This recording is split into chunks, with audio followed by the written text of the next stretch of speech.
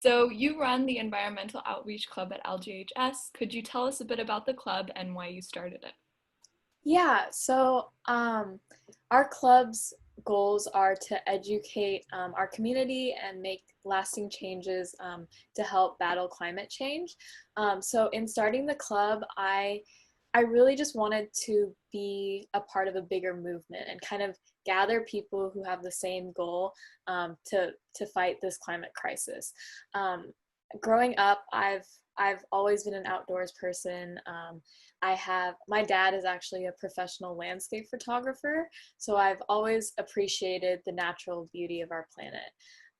And my dad, he would take me to strange places, like places far out in the middle of nowhere, places without the polluted lights of cities and engines of cars. And at these places, I was really humbled. I think what made the climate movement so impactful to me, and hopefully for my club members, what I'm trying to instill is that it humbles us to realize that like we need to be a part of something bigger than ourselves.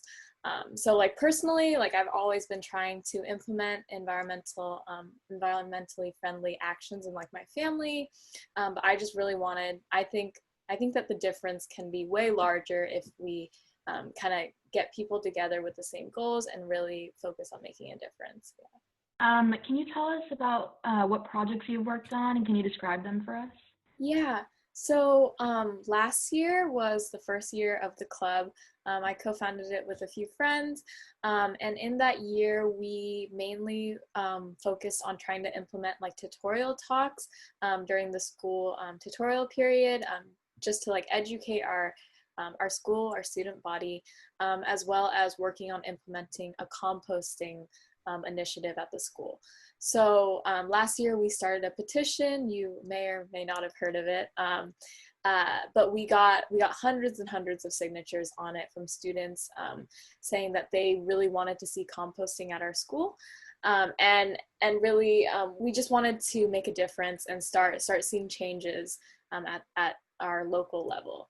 So with that, we contacted the school administration. It took them a few months, but after a few months, they listened to us and they started working with us to implement composting at the school.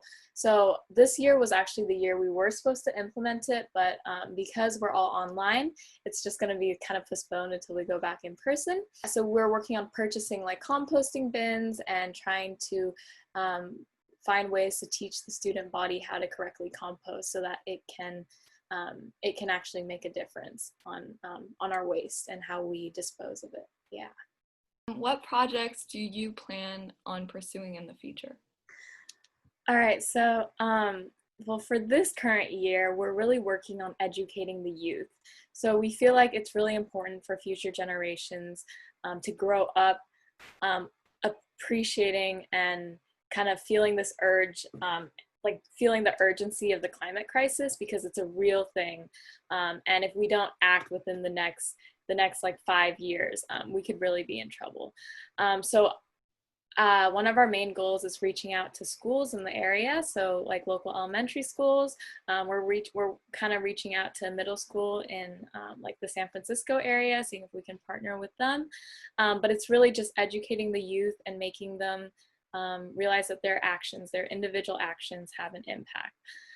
Also, going forward, we're also trying to get our members more involved, having them do small things, but realizing that these small things add up.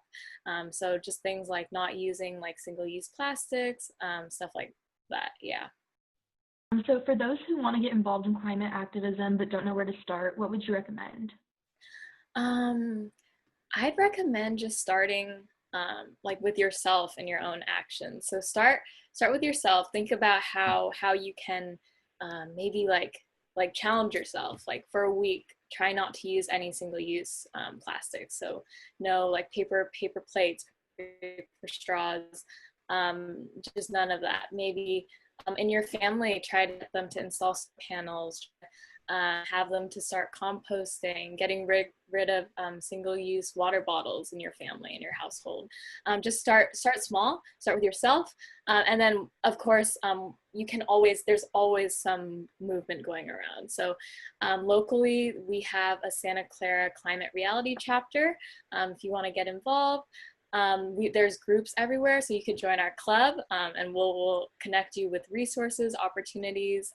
The purpose of the club was really just to get people who didn't really know how to contribute, to find a way to definitely make a difference. So there's always, you could probably just do like a Google search, and like tons and tons of projects, groups and stuff will show up. But yeah, I recommend just starting small, and then after that you can hit local level, state level, national level, even global level. Yeah. Just don't think that like your small actions don't make a difference, because they really do. Like every small thing makes a difference. So whether it's just like you and your family, you could start with maybe like educating your family, small things, joining a group. Yeah, just small things really do matter. Okay, thank you so much.